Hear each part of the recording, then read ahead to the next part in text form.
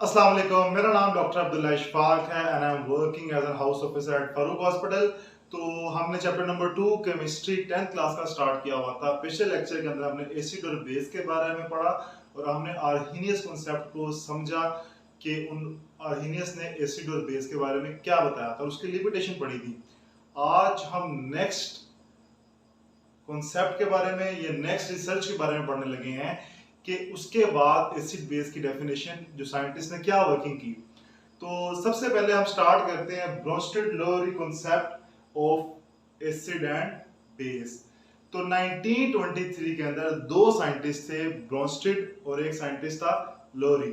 उन्होंने अपने रिसर्च पेश की और उन्होंने डेफिनेशन बताई कि एसिड क्या होता है और बेस क्या होता है। तो according to them an acid is a substance which can donate a proton। Acid ऐसे सब्सटेंस को कहेंगे जो कि प्रोटॉन को डोनेट कर सकता है। तो प्रोटॉन क्या है? which is an hydrogen ion. तो हाइड्रोजन आयन एक प्रोटॉन कहलाएगा क्योंकि उस पे पॉजिटिव चार्ज है। और बेस किसको कहेंगे? Base is a substance which have the ability to accept a proton. के बेस ऐसे सब्सटेंस को कहेंगे कि जो हाइड्रोजन आयन को क्या कर सकता है? एक्सेप्ट कर सकता है। अब हम पढ़ते हैं कैसे, क्या एक्सप्लेनेशन है। बहुत इंपॉर्टेंट, बहुत कॉन्सेप्चुअल टॉपिक हम पढ़ने लगे हैं। दोनों ही कॉन्सेप्ट में एक ही लेक्चर में पढ़ाने लगा हूं, ब्रोंस्टेड-लोरी भी और लुईस कॉन्सेप्ट भी। तो आपने इस लेक्चर को गौर से सुनना है और समझना है क्योंकि बहुत कॉन्सेप्चुअल लेक्चर है, बच्चों को समझने में बहुत मुश्किल होती है। तो इंशाल्लाह कोशिश करेंगे आसान वर्ड्स में समझाने की। तो देखिए, ये आपके पास एक रिएक्शन है, HCl plus NH3 gives NH4 positive and Cl negative. तो HCl जब वाटर में डिसोसिएट होगा तो क्या देगा? ये हाइड्रोजन आयन देगा और साथ क्लोराइड आयन देगा। हाइड्रोजन आयन देगा और क्लोराइड आयन देगा। अब दिस इज अ प्रोटॉन, ये एक प्रोटॉन आपके पास आ गया। तो HCl जब डिसोसिएट होगा तो हाइड्रोजन आयन दिए उसने और क्लोराइड आयन दिए। हमें क्या चाहिए था? प्रोटॉन। अब इसने ये वाला प्रोटॉन इसको डोनेट कर दिया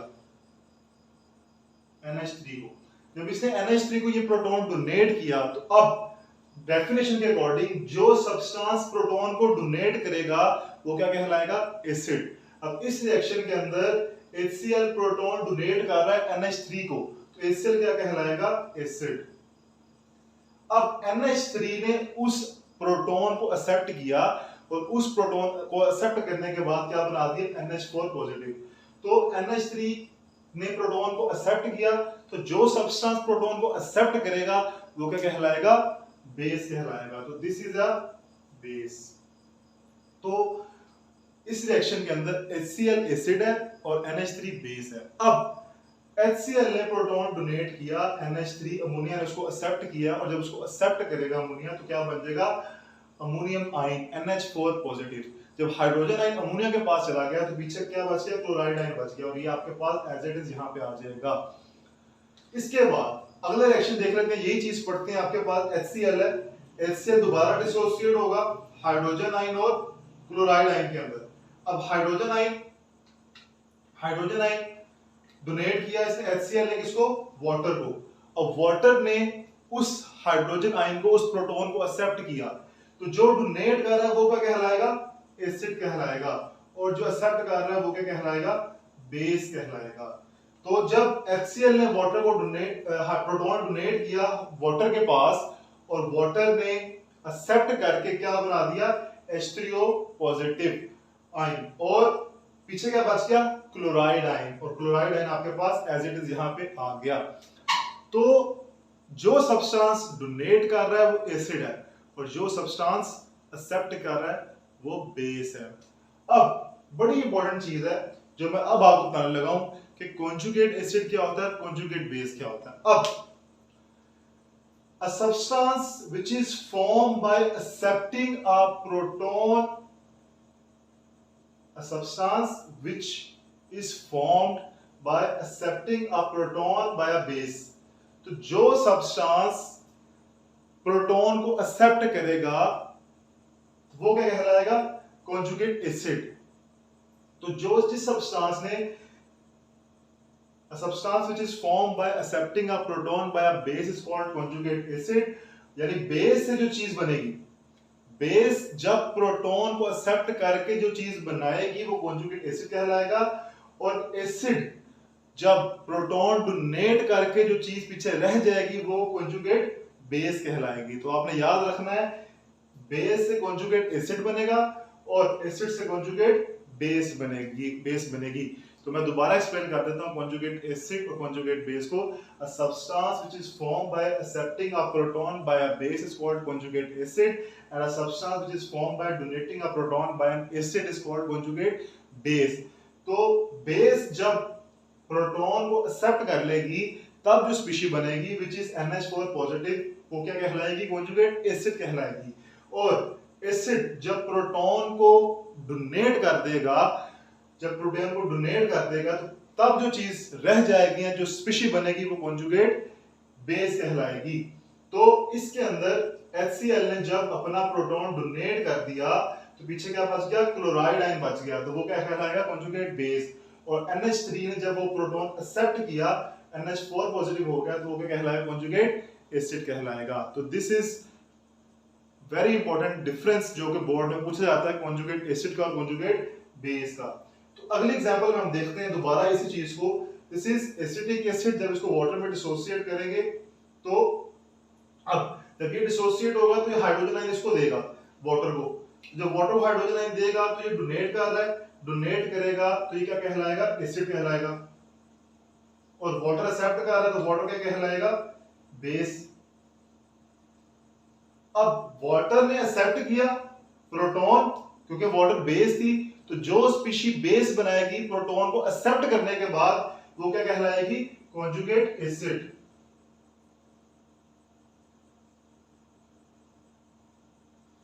और जो स्पीशी प्रोटॉन को डोनेट करने के बाद बच जाएगी, रह जाएगी, जो नहीं बनेगी, उसको हम कहते हैं कॉन्जुगेट बेस। तो दिस इज कॉन्जुगेट बेस। तो this is the concept of conjugate acid, conjugate base and acid and base. इस तरह आप acid base, conjugate acid, conjugate base के बारे में पता लगवा सकते हैं। उसके बाद आपके पास एक रिएक्शन है H2O NH3 NH4 hydroxide ion. अब इस रिएक्शन के अंदर क्या होगा कि वाटर डिसोसिएट होगा, वाटर डिसोसिएट होगा तो हाइड्रोजन आयन और हाइड्रोक्साइड आयन देगा। अब वाटर जो है हाइड्रोजन आयन डोनेट करेगा किसको? अमोनिया को। तो वाटर जब इसको डोनेट करेगा तो NH4 पॉजिटिव कहलाएगा और जो पीछे की चीज बच जाएगी वो OH नेगेटिव। तो इस रिएक्शन के अंदर वाटर ने प्रोटॉन डोनेट किया अमोनिया को, तो वाटर क्या होगा? इस रिएक्शन के अंदर एसिड होगा। वाटर क्या होगा? एसिड होगा। और अमोनिया क्या होगा? बेस होगा। तो देखें अब इस चीज में जो चीज इंपॉर्टेंट है कि इस रिएक्शन के अंदर वाटर बेस के तौर पे काम कर रहा है और इस रिएक्शन के अंदर वाटर एसिड के तौर पे काम कर रहा है। तो ऐसे सब्सटेंसेस जो एसिड के तौर पे भी काम कर सकते हैं और बेस के तौर पे भी काम कर सकते हैं, उनको हम कहते हैं एम्फोटेरिक सब्सटेंसेस। क्या कहते हैं उनको? Amphoteric substances. तो दो substances which act as a base as well as an acid is called amphoteric substances। इसकी एग्जांपल है वाटर। बहुत इंपॉर्टेंट शॉर्ट क्वेश्चन बोर्ड में आता होता है।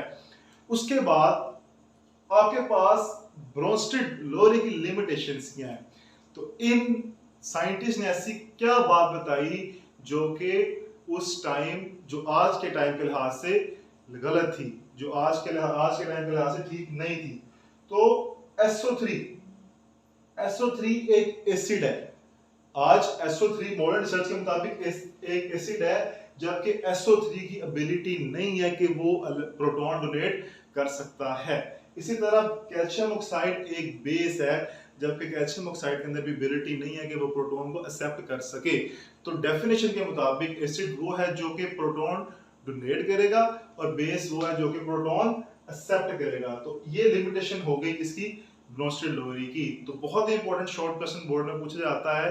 अब ये टॉपिक बहुत इंपॉर्टेंट है लॉन्ग क्वेश्चन बोर्ड का, और इसके अंदर जो शॉर्ट क्वेश्चन भी आते हैं बहुत इंपॉर्टेंट है। आपसे डेफिनेशन पूछी जाती है एसिड और बेस की according to Bronsted Lowry concept, फिर आपसे कॉन्जुगेट एसिड और बेस का डिफरेंस पूछा जाता है, फिर आपसे एम्फोटेरिक की डेफिनेशन पूछी जा सकती है, और आपसे फिर limitations of Bronsted Lowry concept पूछी जा सकती हैं। तो आई होप सो आपने अच्छे से इसको समझा होगा। उसके बाद हम नेक्स्ट टॉपिक की तरफ आते हैं, विच इज लुईस कॉन्सेप्ट। अब 1923 के अंदर भी लुईस एक साइंटिस्ट था, उसने लुईस कॉन्सेप्ट पेश किया और उसने नई डेफिनेशन बताई एसिड और बेस की। वो डेफिनेशन क्या है कि एसिड वो कहलाएगा जो कि एक पेयर ऑफ इलेक्ट्रॉन को एक्सेप्ट कर, which have the acid are those substances which have the ability to accept a pair of electron, while base are those substances which have the ability to donate a pair of electron। तो जो substances pair of electron को accept कर सकते हैं वो acid होंगे, और जो सब्सटेंसेस पेयर ऑफ इलेक्ट्रॉन को डोनेट कर सकते हैं वो क्या होंगे, बेस होंगे। तो आप एग्जांपल पढ़ते हैं इसकी, मैं आपको यहाँ पे करके दिखाता हूं। तो this is an hydrogen ion, hydrogen positive ion. अब हाइड्रोजन आयन, हाइड्रोजन के पास एक इलेक्ट्रॉन होता है, तो जब उसने वो एक इलेक्ट्रॉन अपना लूज कर दिया तो हाइड्रोजन आयन बन गया हमारे पास।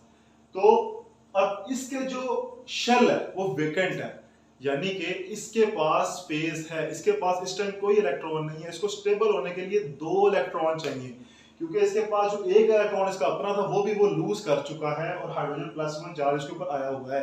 तो इसको स्टेबिलिटी के लिए डुप्लेट रूल को फॉलो करना है, 2 इलेक्ट्रॉन चाहिए, यानी कि इसके पास स्पेस है। इसके बाद एक और कंपाउंड है NH3।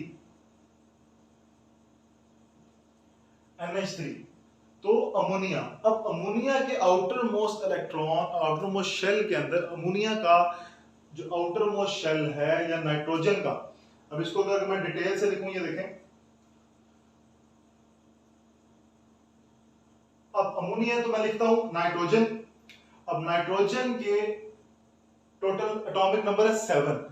तो फर्स्ट शेल के अंदर 2 इलेक्ट्रॉन और सेकंड शेल के अंदर 5 इलेक्ट्रॉन्स आएंगे। तो लिखते हैं 5 इलेक्ट्रॉन।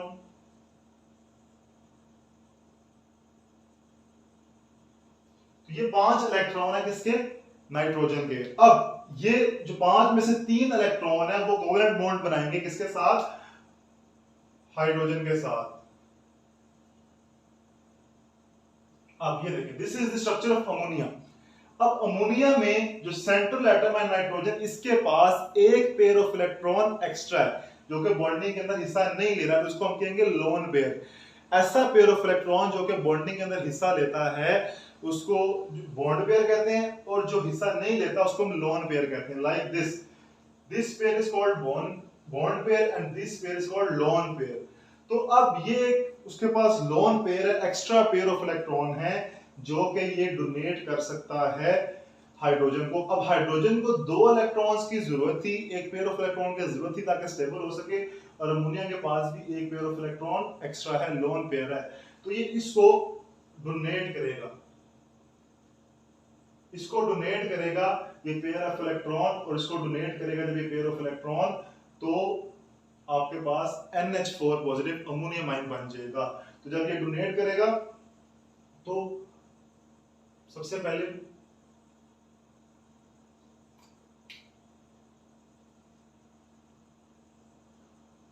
डोनेट किया और इसके ऊपर एज अ होल फिर पॉजिटिव चार्ज आ जाएगा।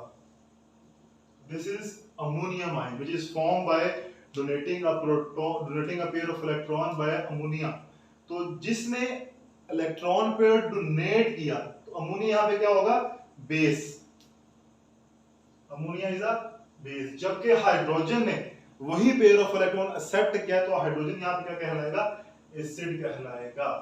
तो इस तरह कोऑर्डिनेट कोवेलेंट बॉन्ड बन जाएगा और आपके पास अमोनियम आयन बन जाएगा। इसके एक और एग्जांपल बड़ी इंपॉर्टेंट हम पढ़ते हैं। आपके पास एक कंपाउंड है BF3।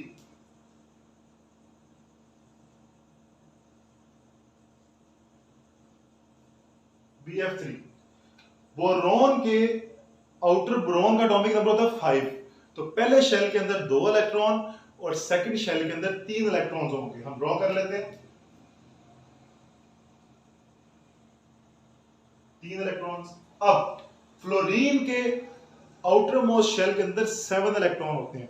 तो 7 इलेक्ट्रॉन हर फ्लोरीन के और एक इलेक्ट्रॉन बोरोन का। तो फ्लोरीन इस तरह अपने आप को क्या कर लेगा, स्टेबल कर लेगा। किस तरह,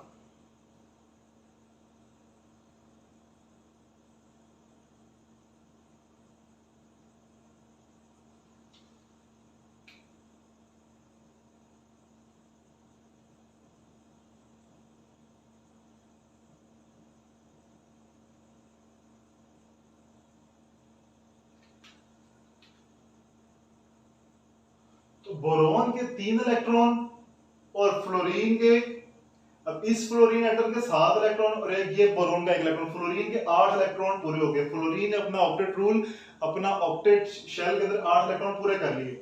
इस तरह इस फ्लोरीन ने भी एक बोरोन से शेयर किया, कोवेलेंट बॉन्ड बनाया, 7 इसके अपने इलेक्ट्रॉन, इसने भी अपना शेल कंप्लीट कर लिया।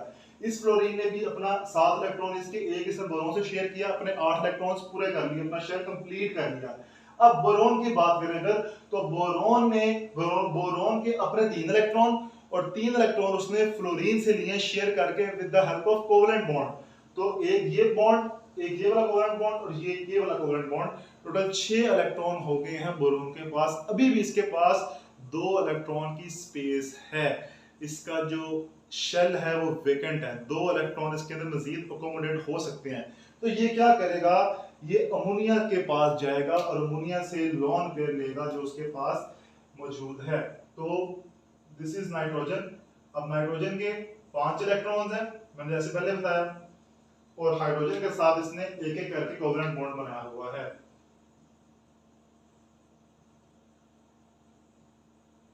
तो दिस इज दी अमोनिया। अब अमोनिया के पास एक लोन पेयर है जो कि बॉन्डिंग के अंदर हिस्सा नहीं ले रहा और बाकी तीनों इलेक्ट्रॉन उसने हाइड्रोजन के साथ एक एक करके शेयर किए हुए हैं। अब ये अमोनिया का जो लोन पेयर है ये अपना लोन पेयर डोनेट करेगा किसको, बोरोन को। जब ये बोरोन को डोनेट करेगा तो बोरोन इसको एक्सेप्ट करेगा इस लोन पेयर को, और BF3 क्या कहलाएगा, जो एक्सेप्ट कर रहा है वो क्या कहलाएगा, एसिड। तो BF3 ने पूरा का पूरा लोन पेयर एक्सेप्ट किया और क्या कहलाएगा, लुईस एसिड। और अमोनिया पूरा का पूरा लोन पेयर डोनेट करेगा तो क्या कहलाएगा, लुईस बेस। तो इसके ऊपर फिर उसके बाद जब ये रिएक्शन होगा तो कोवेलेंट बॉन्ड बन गया और इसके ऊपर एज अ होल क्या चार्ज आ जाएगा, पॉजिटिव चार्ज आ जाएगा। तो क्या डेफिनेशन हुई, क्या समझ आई हमें इस सारे रिएक्शन से, इस सारे कॉन्सेप्ट से, कि जो स्पीशी इलेक्ट्रॉन का पेयर एक्सेप्ट कर रही है वो एसिड कहलाएगी और जो स्पीशी इलेक्ट्रॉन का पेयर डोनेट कर रही है वो बेस कहलाएगी। अब जब पेयर ऑफ इलेक्ट्रॉन डोनेट हो जाएगा उसके बाद जो स्पीशी बनेगी, so the product of Lewis acid and base is called adduct. अब जो प्रोडक्ट बना इलेक्ट्रॉन के पेयर के डोनेट होने के बाद जो एक नई स्पीशी बनेगी उसको हम क्या कहेंगे, एडक्ट। वो स्पीशी क्या कहलाएगी, एडक्ट। तो इस सारे कॉन्सेप्ट से हमें क्या समझ आई, लुईस एसिड क्या होता है। अब लुईस एसिड ऐसे सब्सटेंसेस को कहते हैं जिनके सेंट्रल एटम का ऑक्टेट इनकम्प्लीट होता है। जिस तरह के BF3 के अंदर बोरोन का ऑक्टेट इनकम्प्लीट था, बोरोन के पास 3 अपने इलेक्ट्रॉन थे और 3 उसने फ्लोरीन के साथ एक एक करके शेयर किए हुए थे, फिर भी उसके पास 6 इलेक्ट्रॉन्स थे, 2 इलेक्ट्रॉन की स्पेस थी। तो जिनका इनकम्प्लीट ऑक्टेट होगा वो लुईस एसिड के तौर पे काम करेंगे। और जो कैटाइंस होंगे, जिस तरह के अभी हमने एग्जांपल पढ़ी थी हाइड्रोजन आयन की, hydrogen ion is also a cation. Cation से क्या मुराद है कि जिसने इलेक्ट्रॉन लूज कर दिए हुए हैं ऑलरेडी, तो उनके पास भी स्पेस होगी इलेक्ट्रॉन्स को अकोमोडेट करने की, तो वो भी क्या कहलाएंगे, लुईस एसिड। वो भी लुईस बेस एसिड के तौर पे काम करेंगे। जबकि इसके ऑपोजिट जिन कंपाउंड्स के पास लोन पेयर होंगे, एक्स्ट्रा इलेक्ट्रॉन्स मौजूद होंगे, वो लुईस बेस के तौर पे काम करेंगे, लाइक NH3 के अंदर अभी हमने ऊपर एग्जांपल भी पढ़ी, एक एक्स्ट्रा लोन पेयर था जो कि लुईस बेस के तौर पे काम करेगा। इसी तरह सिमिलरली जिनके ऊपर नेगेटिव चार्ज होगा, जिन आयंस के ऊपर या जिन एटम्स के ऊपर नेगेटिव चार्ज आ जाएगा जो कि एनाइंस कहलाते हैं, लाइक क्लोराइड आयन। अब क्लोरीन के पास एक एक्स्ट्रा इलेक्ट्रॉन है जो कि उसने गेन किया होगा किसी और एटम से, तो वो भी इलेक्ट्रॉन को डोनेट कर सकता है क्योंकि उसके पास एक्स्ट्रा इलेक्ट्रॉन मौजूद हैं। तो जिसके पास एबिलिटी होगी डोनेट करने की वो बेस कहलाएगा और जिसके पास एबिलिटी होगी एक्सेप्ट करने की वो एसिड कहलाएगा। तो this is all about Lewis concept. तो बड़ी इंपॉर्टेंट डेफिनेशंस हैं ब्रोंस्टेड-लोरी में एसिड बेस की और लुईस के अंदर भी एसिड बेस की। तो Lewis concept is a very very important long question for the board point of view. इसके अंदर इसकी डेफिनेशन बड़ी इंपॉर्टेंट है एसिड बेस की, इसका कॉन्सेप्ट और सारा का सारा लुईस बेस का डिफरेंस बहुत इंपॉर्टेंट है। आपने इसको अच्छे तरीके से समझना है और प्रैक्टिस करनी है और फिर बोर्ड में आपने इसको अच्छे तरीके से अटेम्प्ट करना है। तो होप सो आपको दोनों कॉन्सेप्ट अच्छे तरीके से समझ आ गए होंगे। अगर आप मजीद समझना चाहते हैं तो कमेंट सेक्शन में मुझे लाजमी बताएं। नेक्स्ट लेक्चर के अंदर हम फिजिकल प्रॉपर्टीज की बात करेंगे, एसिड और बेस की। हमारे तीनों कॉन्सेप्ट्स कवर हो चुके हैं और इसके बाद हम स्टेप बाय स्टेप आगे चलते जाएंगे। अगर आपको समझ आई है तो इस वीडियो को लाइक करें, शेयर करें और हमारे चैनल को सब्सक्राइब करें। तब तक के लिए अल्लाह हाफिज।